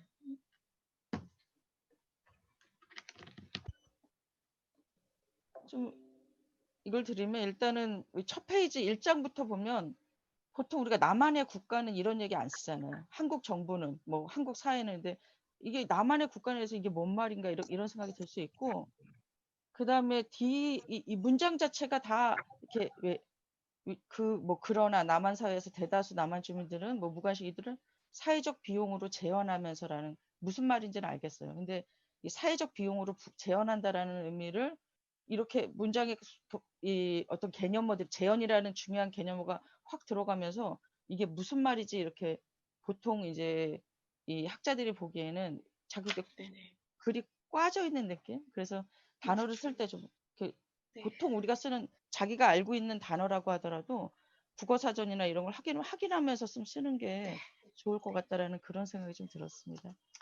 그다음에 이제 이 간용의 통치성 무엇이 문제인가 이거 잘 정리됐는데 이게 이제 산만하게 느껴지는 이유가 이 2장 전체 이론이나 시각이 이 개념어들을 좀 이렇게 좀 뭐랄까 좀 이 뭐 이게 표나 좀 하기 어려우면 자기가 한번 뭐 이렇게 좀 왜 생각의 나무처럼 이렇게 어떤 개념어들의 뿌리나 아니면은 표 같은 걸로 좀 정리를 하면 이게 좀 더 이렇게 쉽게 들어오는데 이걸 네. 서술 방식으로 이렇게 여러 개념들이 막 이 쫙 나열되다 보니까 여러 사람들의 얘기를 막 소개하는 것처럼 느껴지는 겁니다. 네. 본인의 주장을 하나를 쭉 얘기하는 게 아니라 그래서 다양한 사람들의 얘기를 막 이렇게 섞여서 할 필요는 없어요.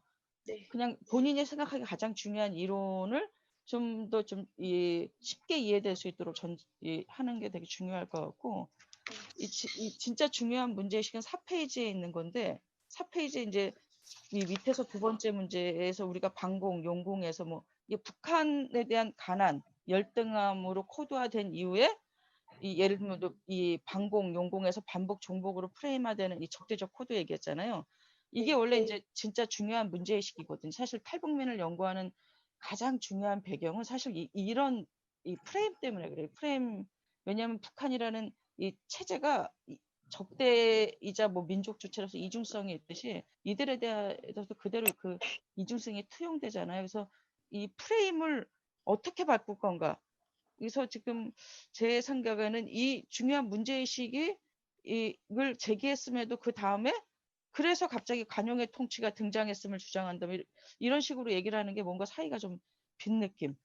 네. 이런 문제의식을 좀 발전시키기 위한 어떤 가운데. 그래서 사실 제가 이거 전체적으로 읽으면서 느꼈던 건 여기에서 가장 맞는 건 프레임 분석이거든요. 이 뭐 고프만뿐만 아니라 프레임 분석이 엄청 발전했고 정책 의제화 되는 과정에서 이들을 어떻게 낙인시키고 이들을 이렇게 그런 프레임에서 보면서 어떻게 이제 이들을 조절하기 위해서 관용이라는 규율을 만들었는가 이런 내용들인 것 같은데 그래서 프레임 분석 기법을 활용하면 훨씬 나을 것 같은데 이게 혼재돼 있어요.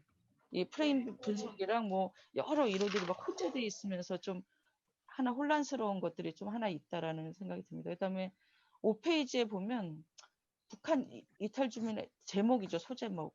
이탈 주민에 대한 통치죠.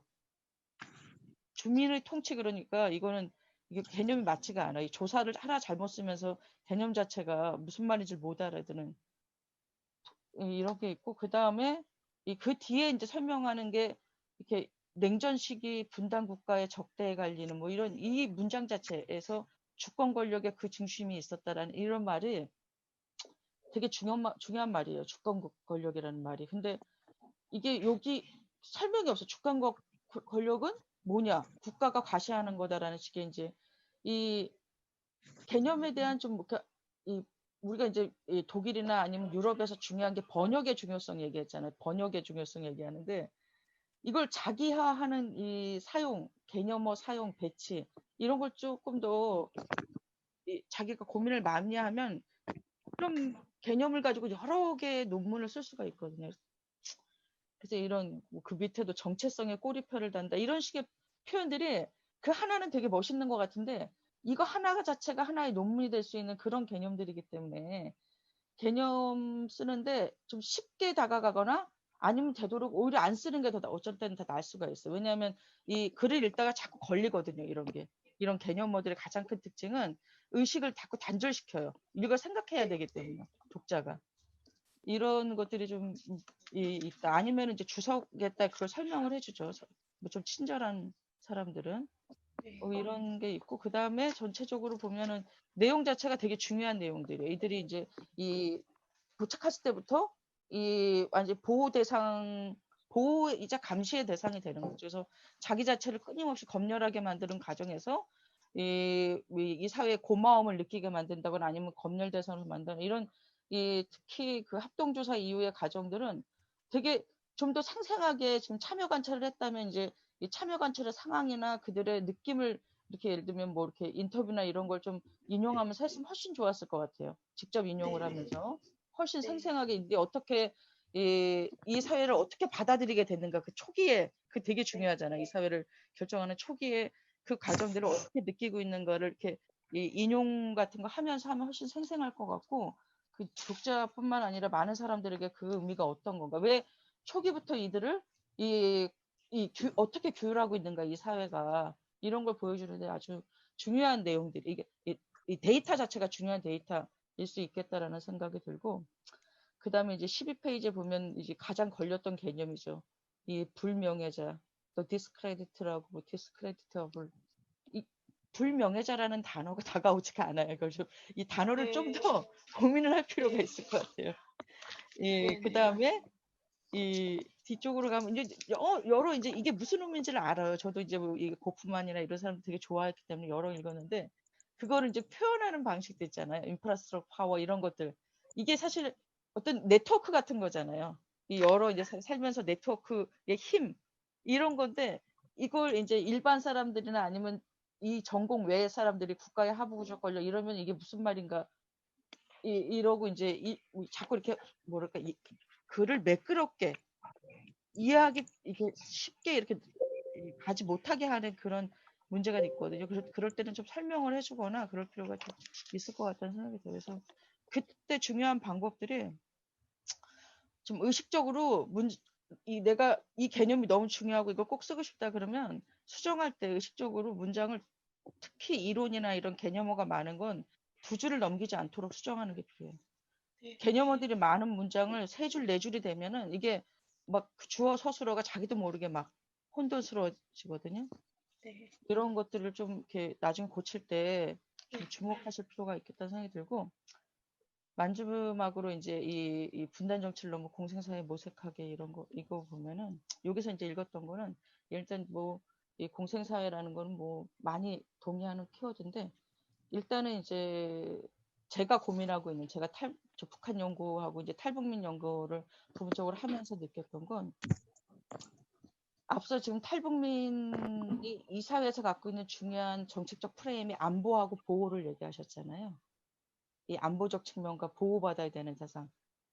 근데 이것만 가지고 사실 탈북민을 우리가 보진 않아요.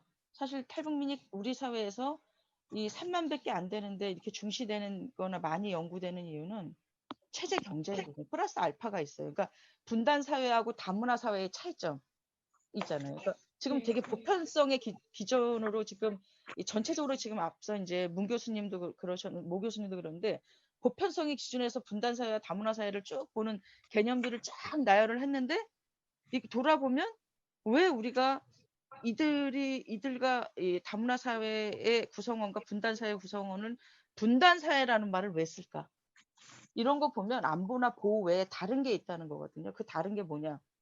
다른 건 체제 경쟁이 여전하다는 겁니다.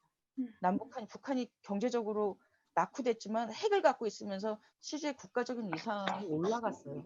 올라가기도 했고 또 이제 여전히 탈북자들뿐만 아니라 재탈북자, 그다음에 탈남자 이런 사람들이 쟁점이 되는 이유가 그다음에 그 수많은 언론이나 아니면 학자들이나 아니면 정책이 이렇게 계속 제기된 이유가 남북한 체제 경쟁 때문이에요. 안보나 박 박사님 보호에 시간이 지금 많이 흘러서 좀 네네 정리해 핵심만 주시면 얘기하면 좋겠습니다. 이런 이렇게 체제 경쟁 측면에서의 어떤 그 탈북민의 이 차이점 이런 거를 향후에 주목할 필요가 있다라는 거 하고 그다음에 이제 그런 측면에서 이들이 본격적으로 이 소수자 집단 정책화가 되기 위해서는 사실 인구가 한 인구의 1%는 넘어야 되거든요. 그래서 사실 5천만에서 50만은 돼야지 국가 정책으로서 이 실효성을 갖는데 아직 그럴 단계가 아니기 때문에 이 초기 단계에서 그 플러스 알파를 어떻게 좀 이 교수님이 그러니까 이 자기화할 건가, 자기 일원화할 건가 그런 고민하면 좋을 것 같습니다. 이상입니다. 예, 감사합니다. 네. 송철중 박사님, 바로 시작해 주시기 바랍니다. 예, 저는 짧게 하도록 하겠습니다. 제 말씀 잘 들리시지요? 예, 예, 이 논문을 받고 제가 지금 연구하고 있는 게 있는데요. 북한 이탈 주민 지역사회 통합에 대한 내용을 지금 조금 연구를 하고 마무리 짓고 있는 게 있는데 이 와중에 제가 북한 이탈 주민 지원 실무자들하고 실제 북한 이탈 주민들을 만나서 간담회를 진행했는데 그 전에 제가 이 원고를 받았으면 그 간담회가 뭐랄까 좀 더 재밌는 간담회가 됐을 것 같다는 생각이 들었습니다. 제가 그 간담회를 준비하면서 가졌던 고민들이 이 연구에 좀 많이 녹아들어 있는 것 같습니다. 그러면서 이제 제가 간담회를 진행을 하고 거기서 얻은 내용들 위주로 이제 말씀을 드리면 일단은 이 보고서를 제가 아는 수준에서 간단하게 요약을 하면 이 원고 보충 박사 원고를 간단하게 요약을 하면 일단은 남한 사회에서 인정 욕구와 그리고 경제적 존재로서 분배 욕구를 가지고 있는 북한 이탈 주민과 실제로 이제 타자에 대한 맞아들임을 해야 되는 그런 남한 주민이 이제 부딪히게 되는데 그 부딪히는 장소가 이제 일터라는 것이죠. 그래서 이제 일터에서 이 두 존재들이 부딪힐 때 우리가 어떻게 해야 될까라는 것을 고민하는 그런 원고인 것으로 파악을 했습니다. 그래서 여러 내용들을 제가 이제 공부를 했는데 결국은 북한 이탈 주민들이 타다성을 가지고 있을 수밖에 없고 남한 주민들은 이를 받아들여야 되는, 수용해야 된다라는 것에는 저도 이제 동의를 하고 있는 바이고요. 그런데 제가 주목하고 싶은 거는 여기 보고서에도 언급돼 있듯이 북한 이탈 주민들이 가지는 그런 타자적 정체성이 결국은 다층적이고 이제 동태적인 성격을 띨 수밖에 없는 것이고 이 다층적인 내용에 대해서는 이 원고에 많이 언급되어 있는 것 같습니다. 제가 이제 말씀드리고 싶은 거는 우리가 좀 더 이 동태적인 정체성 변화를 조금 더 동태적인 변화에 대해서 관심을 가져야 되지 않을까라는 생각을 좀 더 말씀드리고 싶고요. 예를 들자면은 뭐 이런 것입니다. 잘 알다시피 북한 이탈 주민에 대한 지원이나 혜택이 상대적으로 이제 남한 주민들에게 상대적 박탈감을 줄 수도 있다라는 내용은 뭐 잘 알고 있으시라고 판단이 되고요.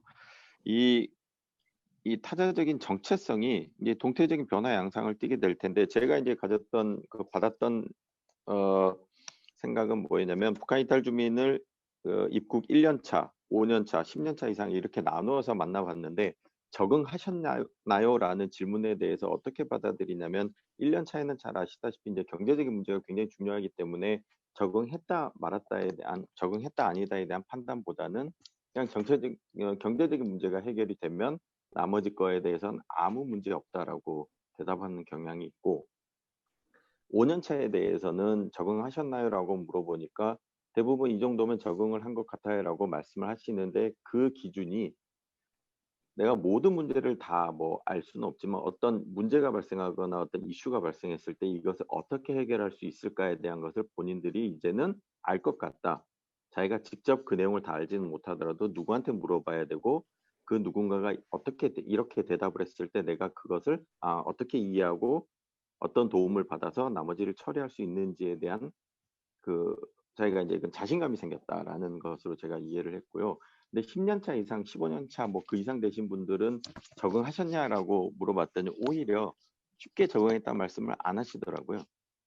그 이유가 이제 살면서 자기가 그 많은 문제를 해결하고 실제로 이제 그 자신들이 잘 살고 있다라고 느끼지만 제가 판단한 바로는 그래도 북한 이탈 주민이라는 것으로 인해서 발생하는 문제는 여전히 자기가 가지고 있다. 그거는 그 없앨 수 없는 어떤 간극은 여전히 존재하고 있다라는 것을 자기가 인지를 하고 있기 때문에 그리고 그게 자기뿐만 아니라 자기 자식들에게도 여전히 존재할 것이다라는 것을 인지하고 있기 때문에 어떤 분들은 쉽사리 난 적응했어요라고 얘기를 못하는 것이다. 저는 이제 그렇게 파악을 했기 때문에 결국은 이 북한 이탈 주민과 남한 주민이 일터에서 만나는 문제도 우리가 어떤 시점을 놓고 뭐 이 보고서에서 이 연구에서도 시점을 놓고 얘기한 건 아니지만 결국 동태적인 흐름 속에서 파악해야 되지 않나 그런 생각이 들었습니다. 제 말씀을 일단 여기서 마치도록 하겠습니다. 예, 감사합니다. 아이고, 저희들 시간적 촉박함으로부터 구해주셨습니다. 한 5분 정도 남았는데요.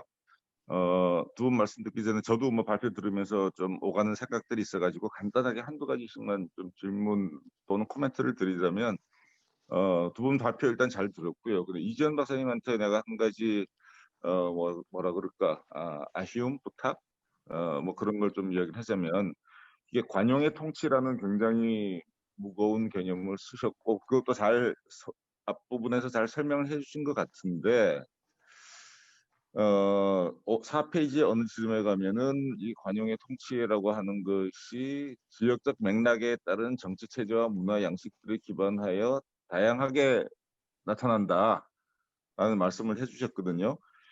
그 다음에 이제 바로 한국 이야기예요. 난 좀 궁금한 게 다른 데서는 어떤 식으로 나타나는지 관용의 통치라고 하는 것이 다양한 방식으로 나타나는데 그럼에도 불구하고 그것들을 전부 관용의 통치라는 그런 용어로 묶어낼 수 있는 공통점이 있을 것이고 지역적 맥락, 시간적 맥락에 따라서 다르게 나타나는 것들이 있을 텐데 그 다양한 통치 양식들에 대한 소개를 해주면서 하나로 묶어낼 수 있는 것은 무엇인지 그 공통점을 이야기를 해주시는 가운데 한국에서 탈북민에 대해서 우리가 관용의 통치를 하고 있다라는 이야기를 한국 상황 속에서 풀어내 주시면 훨씬 더 이해하기가 좋지 않을까.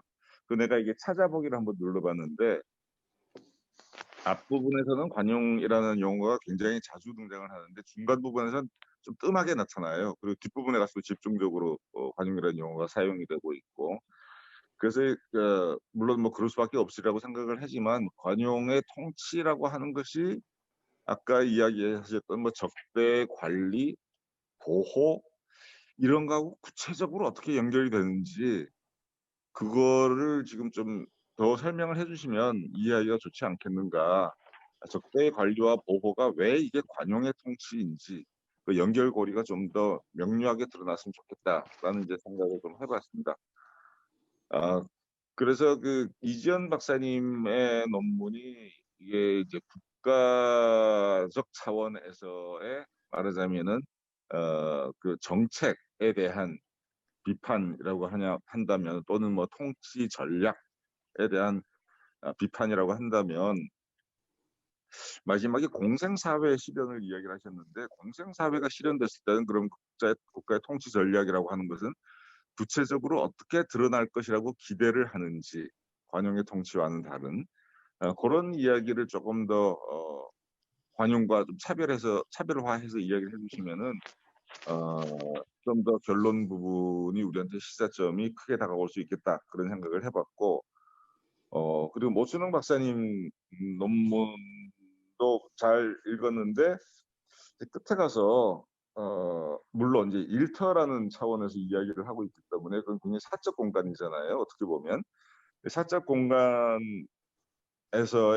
그 남북한 사람들과의 조우에서 빚어지는 여러 가지 문제점들을 이야기를 하고 그걸 극복하기 위한 방안을 극복하기 위한 방안들을 고민하시는 것 같은데 이제 환대라는 개념을 그래서 갖고 오시고 근데 이걸 너무 개인적 차원, 개인적 윤리와 덕목의 차원에서 문제 해결을 지향하시는 것 아닌가라는 생각이 들어서 거기는 한계가 있을 것 같거든요.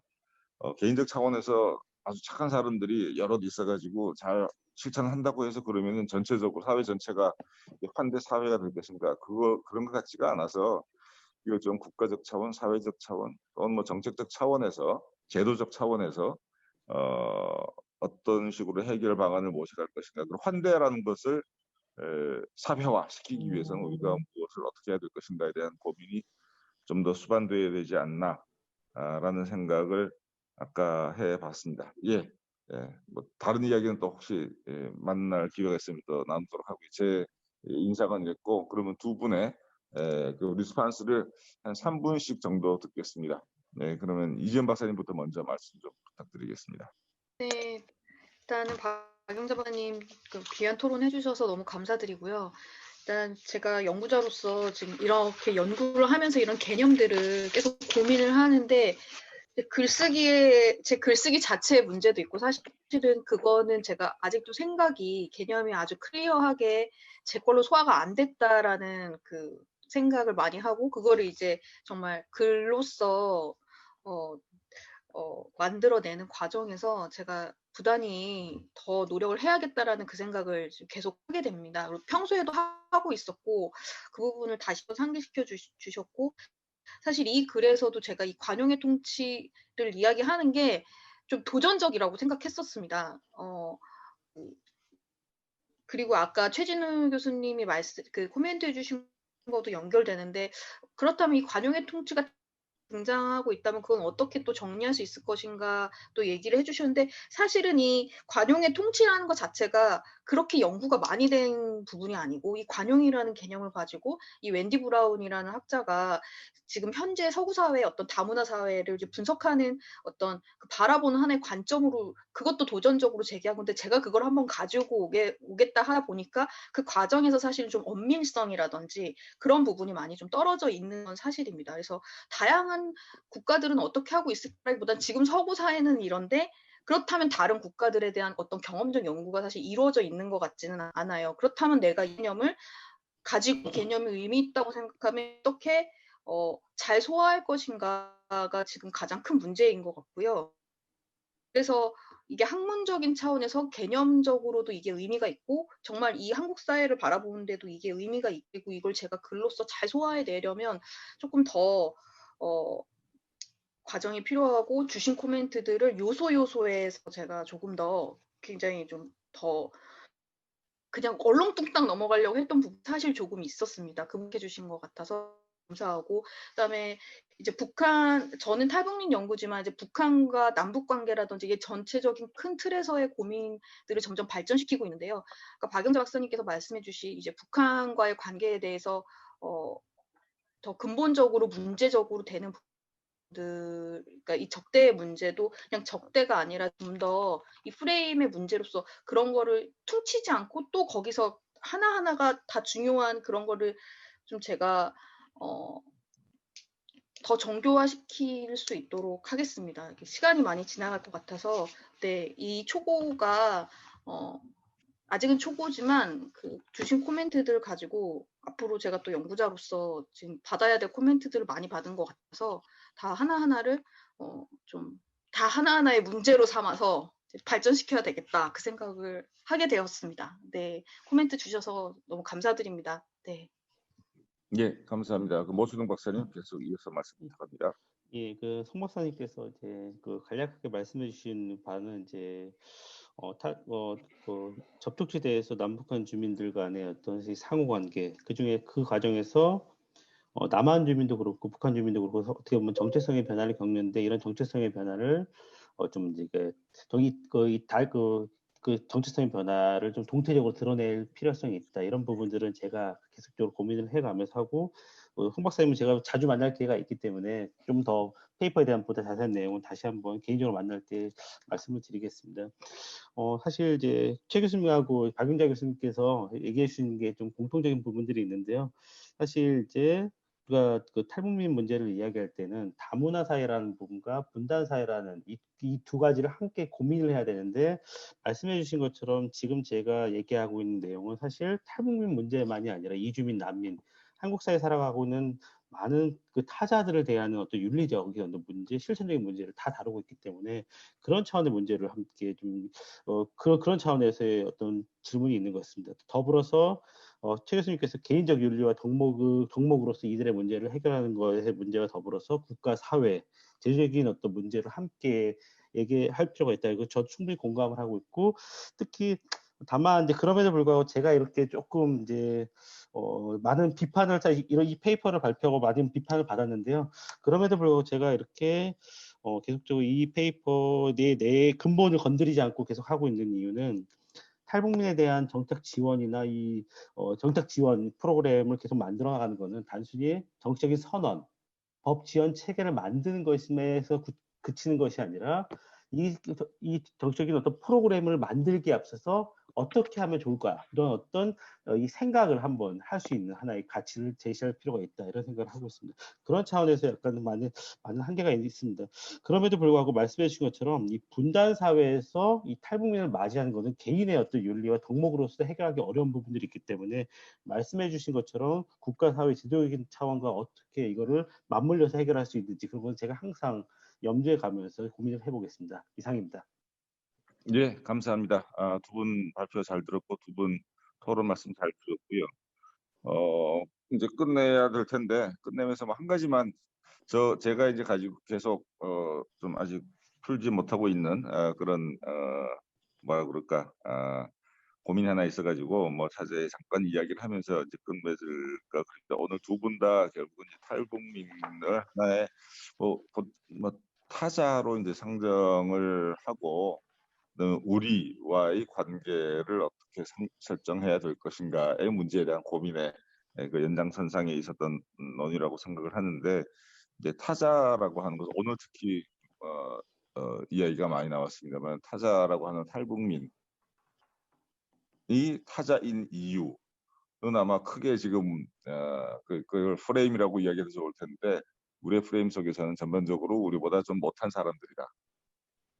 특히 경제적으로 주변적으로 봤을 때는 물론 뭐 개중에는 좀 잘 사는 돈 잘 버는 사람도 있지만 전체적으로 봤을 때는 경제적으로 자본주의 시장 체제에 잘 적응하지 못해가지고 어려움을 겪고 있는 그런 좀 불쌍한 사람들이다라고 하는 이제 그런 인식. 또 한편으로는 우리하고 뭔가 다르다, 문화적으로 차이가 있다. 라고 하는 그런 두 가지가 어우러져 가지고 탈북민들의 타자성이 우리에 의해서 규정되는 것 아닌가 라는 생각이 드는데 그 두 가지 타자성이 그러면은 예컨대 그 둘 중에 하나가 해결이 된다면 예컨대 뭐 물질적 능력의 차이 부분에 있어서 별로 차이가 없어진다면은 그러면은 이 타자성이라고 하는 것이 과연 어떻게 될 것인가. 그럼 이제 타자성이 해소될 것, 그럼에도 불구하고 계속 타자성이 남아있을 것인가, 타자로 계속 규정될 것인가. 왜냐면 우리가 자본주의 사회이기 때문에 물질적 능력이 굉장히 중요하기 때문에 하는 이야기고요. 그 문화의 차이라고 하는 것은 글쎄요, 아까 그 송철중 박사님이 말씀하신 것처럼 10년이 지나도 아직 적응하지 못하고 있다라는 느낌은 문화적인 차이가 극복이 되지 않고 있다, 되지 않을 것 같다라는 이제 그런 어떤 체념적 판단에서 비롯된 거가 아닌가 싶긴 한데, 그래서 이제 문화적 차이가 굉장히 중요하긴 합니다. 근데 과연 그것이 독립 변수로서 물질적 차이가 극복이 됐을 때도 계속 타자성으로 활발하게 작동할 것인가. 그 질문이 계속 남아 있어가지고 다음에 또 만나 뵀을 때 그런 고민을 한번 같이 이야기를 나눴으면 좋겠다라는 생각을 해보면서 오늘 이 세션을 마치도록 하겠습니다. 박인자 박사님 이렇게 인사 나누게 돼서 반가웠고요. 성철중 박사님 조만간에 다시 뵙고요. 이지연 박사님, 모춘웅 박사님 오늘 좋은 발표해 주시느라고 고생 많으셨습니다. 다들 수고하셨습니다.